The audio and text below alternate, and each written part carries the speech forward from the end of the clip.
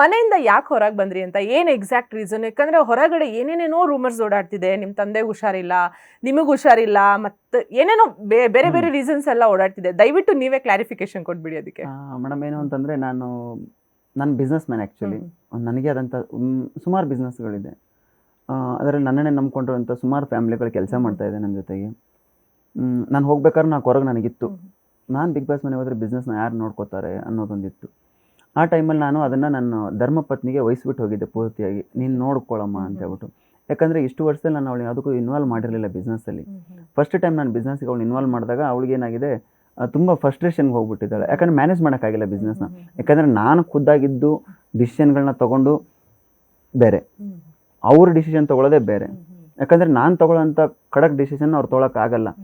ಆ ಥರದೊಂದು ಗೊಂದಲಕ್ಕೆ ಅವಳು ಬಿದ್ದಾಗ ತುಂಬ ಕುಗ್ಬಿಟ್ಲು ಅವಳು ಆ ಕ್ಷಣಕ್ಕೆ. ಆವಾಗ ನಾನು ಬರಬೇಕಾಯ್ತು. ಅದಕ್ಕೆ ನಾನು ಹೊರಗಡೆ ಬಂದಿದ್ದೀನಿ.